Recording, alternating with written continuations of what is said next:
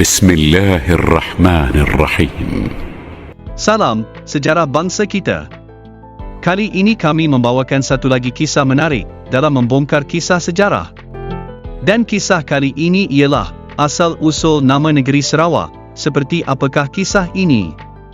Mari sama-sama kita saksikan apakah kisah sejarah bangsa kita untuk kali ini. Sarawak mempunyai sejarah tersendiri yang unik dan menarik. Sejarah Sarawak sehingga tahun 1963 boleh dibahagikan kepada 3 zaman. Sejarah Sarawak berkait rapat dengan Kesultanan Brunei, keluarga Brooke dan kerajaan British. Malah orang British lah yang kemudiannya membuka lembaran sejarah Sarawak dengan lebih terperinci dan menarik. Asal-usul nama Sarawak masih samar-samar. Sebahagian daripada penduduk negeri ini percaya yang nama Sarawak berasal daripada ungkapan "serah kepada awak", kononnya nama ini wujud setelah Pangeran Muda Hashim menyerahkan sebahagian daripada wilayah Sultan Brunei itu kepada James Brooke pada tahun 1841. Setengah-setengah orang pula berpendapat nama negeri ini lahir daripada perkataan Sarawak yang bermakna galian antimoni dalam bahasa Melayu lama. Ia mungkin menunjukkan bahawa kawasan Sarawak terkenal kerana mineral itu. Di samping itu, ada pihak yang percaya bahawa kelahiran nama negeri ini menyusul kelahiran nama Sungai Sarawak. Sehingga zaman pemerintahan Brunei, nama Sarawak dikatakan hanya wujud sebagai nama sungai. Nama Sarawak hanya diketahui ramai setelah James Brooke menjadi Raja Sarawak. Ketika itu kawasan yang dirujuk sebagai Sarawak cuma kawasan dari Tanjung Det ke Sungai Sadong termasuk Landu, Sungai Sarawak dan Samarahan. Tetapi bukan negeri Sarawak yang wujud pada hari ini.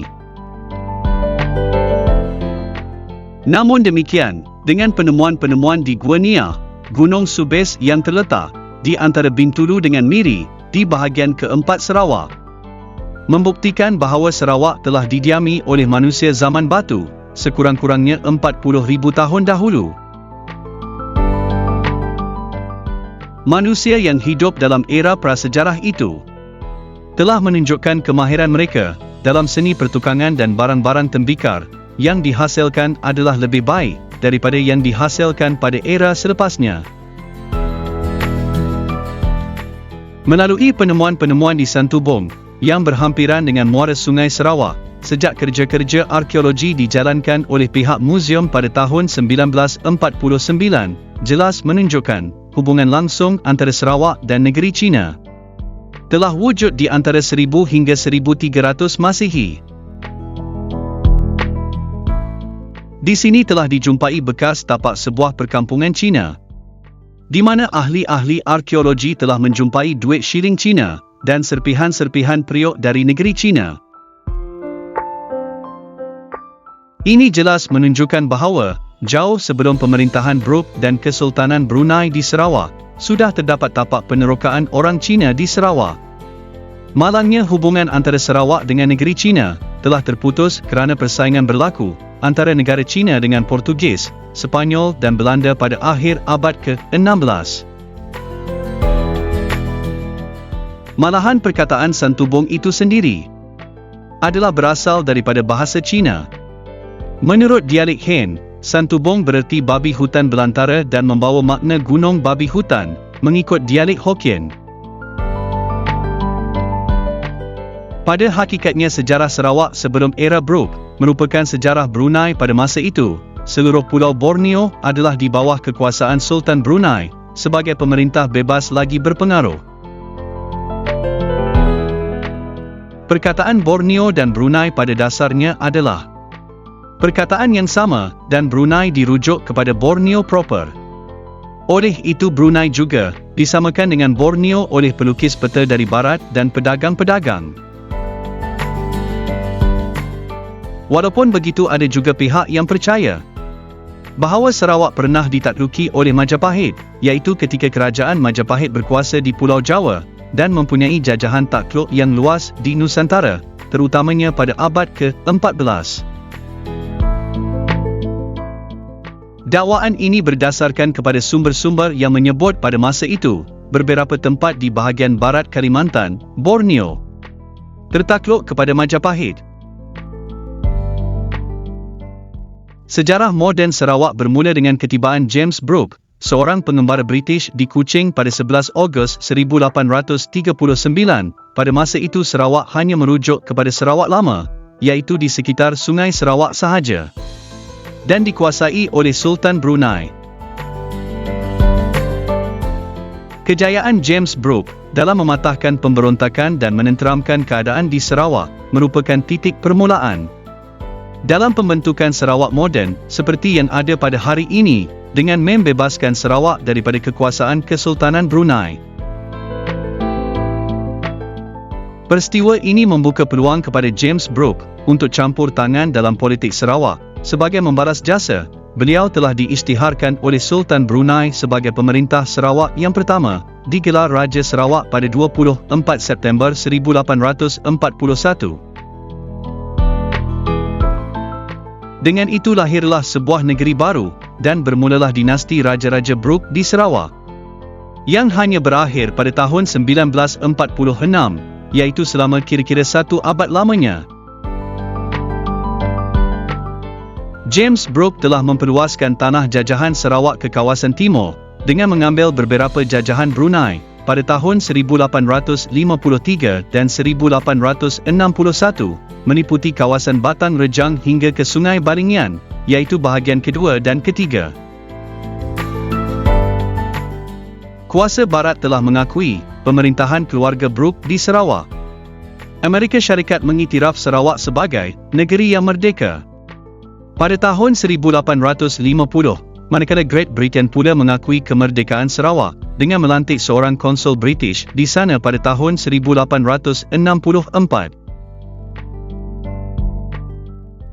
Setelah James Brooke meninggal dunia pada 11 Jun 1868 di England, Sarawak diserahkan kepada anak saudaranya, Charles Brooke, pada 3 Ogos 1868. Dalam bulan Ogos 1872, Charles Brooke telah merasmikan Ibu Negeri Sarawak dengan nama Kuching. Ada pihak berpendapat bahawa nama Kuching diambil mengikut nama sebatang sungai kecil berhampiran, bernama Sungai Kuching, yang mengalir melalui sebuah bukit yang penuh ditumbuhi dengan sejenis buah-buahan, iaitu buah mata kucing. Ketika pemerintahannya, keluasan Sarawak telah bertambah sehingga meliputi bahagian keempat, dari Kedurung hingga Baram, pada tahun 1882, dan bahagian kelima, Lawas dan Limbang, pada tahun 1905. Dengan itu negeri Sarawak telah memperolehi sempadan, seperti yang ada pada hari ini, sementara itu Sarawak telah disahkan sebagai kawasan di bawah lindungan British pada tahun 1888. Satu perjanjian dibuat pada September 1888 untuk menunjukkan keinginan mendapat perlindungan yang lebih daripada pihak British. Perjanjian itu memberi kuasa kepada British, berhubung dengan keputusannya dalam soal penyerahan Sarawak, pembahagian sempadan, perkapalan dan kawalan terhadap hubungan luar.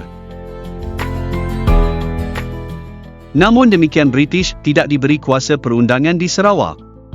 Berkuat kuasa perjanjian ini, kerajaan British menganggapkan adalah tanggungjawabnya untuk melindungi ketiga-tiga wilayah Borneo, iaitu Sarawak, Borneo Utara dan Brunei. Charles Brooke memerintah Sarawak selama hampir 50 tahun dan meninggal dunia di England pada 17 Mei 1917. Dengan itu Charles Brooke boleh dikatakan sebagai pemimpin dalam pembentukan Sarawak moden, manakala pengasasnya ialah James Brooke. Beliau merupakan pemerintah terakhir daripada dinasti Raja Brooke di Sarawak. Beliau lebih mementingkan pemodenan pentadbiran, pembangunan, ekonomi dan sosial Sarawak. Pada zaman pemerintahannya, jalan raya, landasan keretapi kecil, hospital, dispensari, sekolah, stesen wireless dan bank telah dibangunkan di Sarawak. Di antaranya stesen Janakuasa, dimulakan di Kuching pada 15 Jun 1923. Perkhidmatan telegraf telah diperkenalkan pada tahun 1916.